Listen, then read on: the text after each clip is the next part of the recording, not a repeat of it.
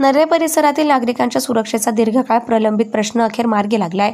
माळाजीनगर चौक ते नवले हॉस्पिटल रस्ता फक्त दुचाकी वाहनांसाठी खुला करण्याची मागणी सामाजिक कार्यकर्ते भूपेंद्र मोरे आणि स्थानिक नागरिकांनी केली होती। ठिय्या आंदोलनाचा इशारा दिल्यानंतर प्रशासनाने तातडीने पावले उचलत बुधवारी रात्रीच सिमेंट बोल्डर बसवून रस्ता दुरुस्तीसाठी खुला केला। गुरुवारी सकाळी मोरे यांनी नागरिकांशी संवाद साधत त्यांचे आभार मानले। यावेळी शिक्षण सम्राट डॉक्टर सुधाकरराव जाधवर, युवा उद्योजक स्वप्नील कुटे, ग्रीनलँड सोसायटीचे सदस्य यांच्यासह परिसरातील अनेक नागरिक उपस्थित होते। निर्णयाबद्दल सर्वांनी समाधान व्यक्त केलं। या उपक्रमाला हरीश वैद्य, लतीफ शेख, सुशील भागवत, प्रशिक दारुंडे, सुनील पढेर, राजेश बोबडे, नितेश यादव, कमलेश हसनबळ, सुनील बर्गे, बाबासाहेब जगताप, प्रकाश पाटील, दिलीप मनकुमारे, सजित नोटे, सचिन तापरे, अजित हिरमसे, भूपेश शुक्ला आदी नागरिकांनी सक्रिय साथ दिली। ठिकाणी नरे भागात कुठली समस्या असेल तर भूपेंद्र भाऊ मोरे यांचा प्रत्येक गोष्टीला पुढाकार असतो। कुठली कामे असेल, ड्रेनेजची असेल, लाईटची असेल, रस्त्याची असेल, पाण्याची असेल, काही असेल तरी ते आपल्याला पूर्णपणे नऱ्यामध्ये पूर्ण सहकार्य करत असतात। या ठिकाणी जे बॅरिगेट पहिले लावले होते त्या ठिकाणी लोकांनी बॅरिगेट तोडून हे केलं, कारण का तर एक दिवशी ॲम्ब्युलन्स इथून गेली होती, रस्ता इथं फुल ट्रॅफिक जाम झाली होती, ॲम्ब्युलन्समध्ये पेशंट दगावला गेला अक्षरशः। त्यामुळे भूपेंद्र भाऊंना आम्ही हे कानाव घातलं आणि भाऊंना सांगितलं की भाऊ या ठिकाणी अशा ट्रॅफिकची समस्या इथं होत आहे, तर आपण याच्यावर काहीतरी मार्ग काढावा। तर भाऊंनी लगेच अधिकाऱ्यांना जाऊन मोठमोठ्या भेटीगाठी घेऊन त्यांचं निवेदन आणून भाऊंनी सातत्याने हे काम एकदम व्यवस्थितपणे पूर्ण केलं आणि त्याच्याबद्दल आम्ही भाऊंचे खूप खूप आभार मानतो। मी नरत राहत होतो आपण 15 वर्ष। हा जो पॅच आहे या ठिकाणी आपल्याला दिसतोय, या पॅचसाठी आम्ही बरीच वर्ष काम करत होतो, मेहनत करत होतो भूपेंद्रांच्या मार्गदर्शनाखाली। आणि काय झालं, मागच्या महिन्याभरापूर्वी आम्ही ते बसवलंय, पण त्यानंतर इथली खोडसाळ मंडळी, जी रिक्षावाली म्हणा, ओमनीवाली म्हणा, जी काय लोकल मंडळी म्हणा कुठेतरी, त्यांनी खोडसाळपणे ते काढून टाकलं। पण गेली महिनाभर जेव्हा आम्ही लावलं होतं त्यावेळेला अगदी ट्रॅफिक निवांत सगळं सुटलं होतं, संध्याकाळचा जाम सगळं निघाला होता। पण ते खोडसाळ मंडळाने काढल्यामुळे परत पुन्हा गेले 8 दिवस झाले तेच सुरू झालं। रोज संध्याकाळी 3 ते 4 तास ट्रॅफिक जाम होते, सर्वसामान्य माणूस यात भरला जातो। हे असं होऊ नये म्हणून आंदोलन ठेवलं होतं, पण आंदोलनापूर्वी यश मिळालंय आणि त्या ठिकाणी ते पंक्चर आता बंद झालेलं आहे। दुसरा विषय आहे हायवे जाम।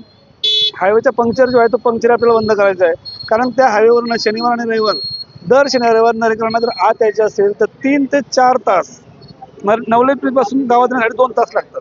म्हणजे 3 ते 4 तास ट्रॅफिकमध्ये अडकणं हे कितपत योग्य आहे, त्यासाठी आपण तो पंक्चर बंद करायच्या मागे लागलो आहे। नरे विभागामध्ये ट्रॅफिकचे अत्यंत ज्वलंत असे प्रश्न आहेत, अतिक्रमणाचे प्रश्न आहेत। त्याच्यापैकी हा अत्यंत महत्त्वाचा प्रश्न आहे की नवले हॉस्पिटलकडून येणारं पब्लिक आणि इकडचं पब्लिक याच्यामुळं हा रस्ता नेहमी 2-3 तास संध्याकाळी जाम होतो, दुपारी जाम होतो।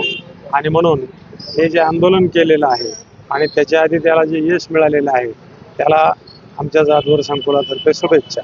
धन्यवाद। खरं तर असं एक सामान्य नागरिक म्हणून आमच्या प्रतिनिधींना म्हणा किंवा आम्हाला म्हणा असं आंदोलन करण्याची गरज काय? प्रशासकीय अधिकाऱ्यांना स्वतःच्या जबाबदारीचं भान नाही का? जर हीच परिस्थिती त्यांच्या घराच्या जवळपास असेल तर ते काय करतात?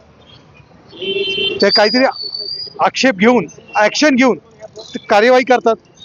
मग आमच्या नरे ग्रामवासियांसाठी हा दुजा भाऊ का? आम्हाला वारंवार आंदोलनाची भाषा का करावी लागते किंवा आंदोलनं का करावी लागतात? तर अजूनही प्रशासनाला विनंती आहे, परिस्थिती चिघळण्यापर्यंत जाऊ देऊ नका, खूप मोठ्या अडचणीत याल। आम्हाला आमच्या सुविधा व्यवस्थित करून द्या आणि आमची वाहतुकीची समस्या दूर करा ही विनंती। या संपूर्ण नरे भागामध्ये वाहतूक कोंडीचा प्रश्न फार मोठा आहे। इथं गांभीर्याने कुठलंही प्रशासन कुठलीच बाब घेत नाही। इथं पाण्याच्या समस्या आहेत, इथं वाहतूक कोंडीच्या समस्या आहेत, रस्त्यावरच्या खड्डे समस्या आहेत, कचऱ्याचे विषय आहेत, भटक्या कुत्र्यांचे विषय आहेत, सगळ्याच समस्या आहेत इथे। गेली अनेक वर्षापासून आम्ही महानगरपालिकेमध्ये सम्मिलित झालो, तरी इथल्या असणाऱ्या मूलभूत गोष्टींसाठी आम्हाला रस्त्यावर उतरायची वेळ येते। ठिय्या आंदोलन फक्त आम्ही जाहीर केलं कारण यापूर्वीच्या आंदोलनाची पद्धत इथं असणाऱ्या प्रशासनाला आणि पोलिसांना माहिती आहे। त्याच्यामुळे या आंदोलनाला यश प्राप्त झालं हे नक्की, कारण ते डोळ्यांनी आता दिसतंय। ठिय्या आंदोलन आम्ही का करत होतो की एक ठराविक रस्ता की ज्या रस्त्यामुळे संपूर्ण भागाचा वाहतूक कोंडीचा प्रश्न निर्माण होतोय, तो रस्ता दुचाकीसाठी आपण करावा। याबाबत इथं असणाऱ्या स्थानिक लोकांशी, इथं असणाऱ्या संस्था चालकांशी, इथं असणाऱ्या हॉस्पिटल डायरेक्टर किंवा डीनची आणि रहिवाशांची एकत्र अशी एक बैठक यापूर्वी केली होती। आपण त्याच्यामध्ये असं ठरवलं होतं की काही दिवसासाठी आपण हा प्रयोग करून पाहू. जर तो व्यवस्थितरित्या जर चालू झाला तर त्या गोष्टीला आपण कायमस्वरूपी मूर्तरूप देऊ. परंतु झालं असं की इथं असणाऱ्या काही लोकांच्या, आता नावं मी कोणाची घेणार नाही, परंतु इथं असलेल्या काही समाजकंटकांच्या दृष्टीने ते पोल काढले जायचे. आम्ही पुन्हा येऊन बसवायचो, पुन्हा ते काढले जायचे. आणि नंतर असं लक्षात आलं की इथं जे पोलीस प्रशासन काम करत होतं वाहतूक विभागाचं, त्यांच्याकडनं प्रस्ताव DCP लेवलला गेलाच नव्हता, की ज्याची ती मंजुरीच आली नव्हती.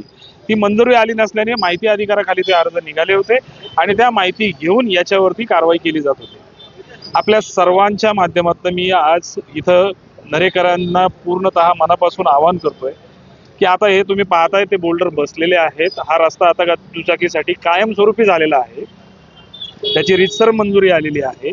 महानगरपालिका आणि प्रशासन आणि पोलीस या सगळ्यांच्या वतीने मी सर्व अधिकाऱ्यांचे धन्यवाद मानतो की त्यांनी या सगळ्या गोष्टीसाठी सहकार्य केलंय.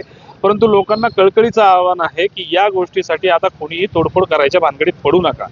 कारण सरकारी मालमत्तेचं जर नुकसान केलं गेलं तर तुमच्यावरती गुन्हे दाखल होतील. बऱ्याचशा जणांच्या नोकऱ्यांना ह्या सगळ्या गोष्टींना ह्या अडचणी येऊ शकतील. आणि याच गोष्टीला पुढे नेऊन मी सांगेल की इथं समोर असणारे CCTV कॅमेरे हे या गोष्टीवरती नियंत्रण ठेवणार आहेत आणि या सगळ्या गोष्टी उघड होणार आहेत की जर कोणी अशा कुठल्या गोष्टींनी तुम्ही या चुकीच्या पद्धतीने मार्गाने ह्या गोष्टी करायचा प्रयत्न केला तर